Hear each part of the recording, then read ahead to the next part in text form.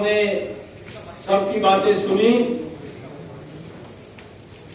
मैं परवेज रशीद साहब की इस बात से मुत्तफिक हूं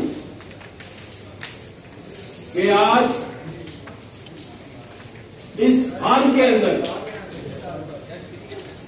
हम इकट्ठे हुए हैं कि हमें जमहूरियत की तरफ जाने के लिए क्या करना चाहिए।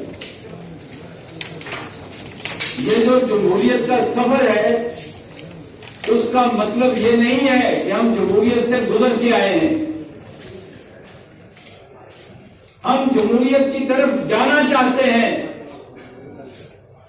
जिसमें अवाम के हकूक होते हैं, जिसमें अवाम को आजादी हासिल होती है, जिसमें अवाम की तालीम का बंदोबस्त होता है, जिसमें अवाम की सेहत का बंदोबस्त होता है।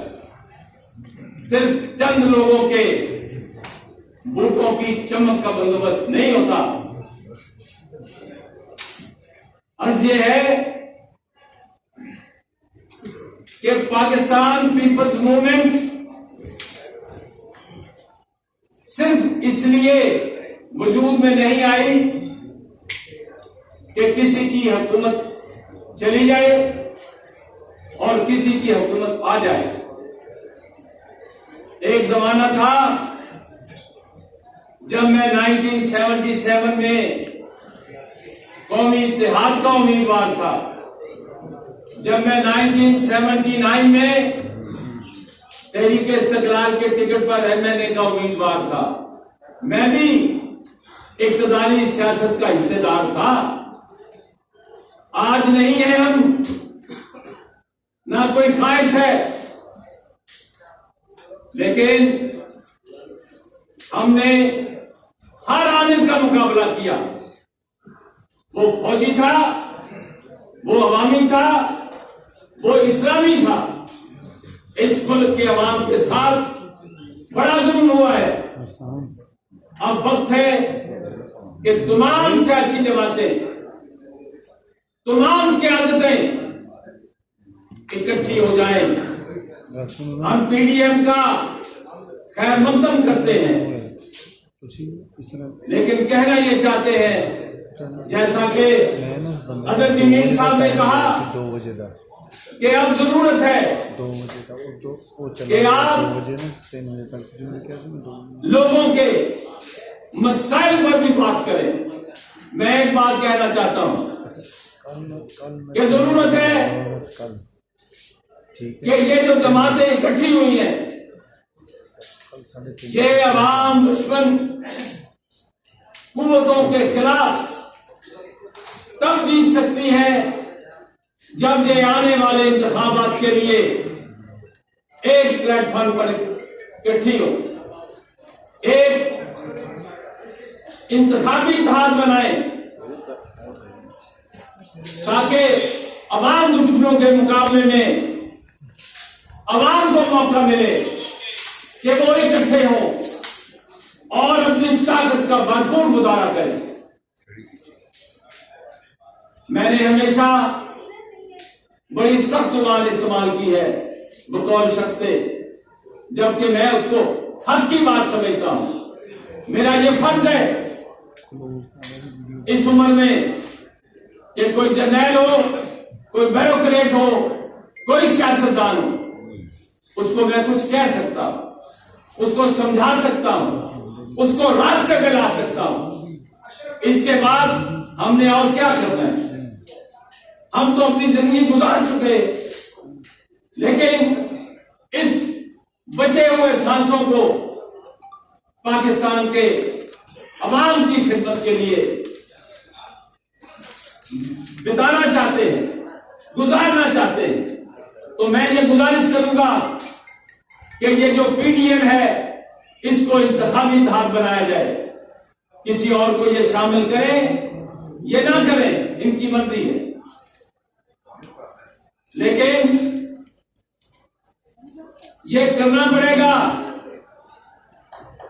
क्योंकि हमने देखा कि जब ARD थी तो मैंने ARD में इस्तिकलाल पार्टी के चेयरमैन के तौर पर एक खत लिखा कि जनाब इसको इंतखाबी धार बनाए ताकि परवेज मुशर्रफ और उसके हवालियों को शिकस्त दी जा सके। ये नहीं हुआ। नतीजा क्या हुआ कि एक वोट से परवेज मुशर्रफ का बंदा वजीर आजम बना। अगर ये उस वक्त इकट्ठे हो जाते नहीं उठे तो वो जीत सकता था। उसको भागना पड़ता मैदान से। आज भी मैं इनसे ये गुजारिश करता हूं और उनसे जो पीछे बैठे हैं, जो डोरियां हिलाते हैं, ये आगे तो कठपुतली है, पीछे भी उसके कोई है ना। मैं उनसे गुजारिश करता हूं कि बहुत हो गई। अब आपको ऐसा काम करना है कि आप अपने घर चले जाएं, अपनी बैरस में चले जाएं, अपनी वो जिम्मेदारी अदा करें जो आईन आपको इजाजत देता है। उसके अलावा अगर आप अपनी आईनी जिम्मेदारियों से बाहर निकलेंगे तो फिर ये मत कहिए कि लोग हमें बुरा भला क्यों कहते हैं। आप सियासत करेंगे तो फिर सियासी जुबान में आपके बारे में गुफ्तगू की जाएगी। हम नहीं चाहते, हम आपकी वर्दी को मैला नहीं करना चाहते। ये जो जहां बैठे हैं हमारे जजेस, हम नहीं चाहते कि इनका कलम जो है वो टूट जाए, लेकिन इनको सोचना पड़ेगा। 28 जुलाई को जब फैसला आया और मियां नवाज शरीफ साहब घर चले गए, ये एक स्याह दिन था। जब दूसरा फैसला आया कि ये ताउम्र महल है, वो भी एक स्याह दिन था। ये कोई मुस्लिम लीग का मसला नहीं है, ये पाकिस्तान के आइन का मसला है, पाकिस्तान के अवाम का मसला है। कोई भी वजीर आजम हो, आप उसके साथ यही शुरू करते हैं। क्या किया आपने मोहम्मद अली कोकरा के साथ? क्या किया आपने ख्वाजा नाज़मुद्दीन के साथ? क्या वो करप्ट थे? उन्होंने जायदादें बनाई थी? ये सारे का सारा बहाना है। अगर 58 का मार्शल ना लगता, 56 के दस्तूर के तहत 59 में फरवरी में इंतखाबात होने वाले थे, वो इंतखाबात हो जाते। मैंने एक छोटे, उस वक्त मेरी उम्र थोड़ी थी, लेकिन मैं खान कयूम खान के उस जलसे और रैली का हिस्सा हूं, क्योंकि मेरे वालिद साहब मुस्लिम लीग थे। मैं भी उसमें शामिल था रैली में। मुस्लिम लीग जीत रही थी, लेकिन उस वक्त सिकंदर मिर्जा और अयूब खान ने साजिश की, और उसके बाद से पाकिस्तान में कभी रोशनी नहीं आई, अंधेरे ही रहे।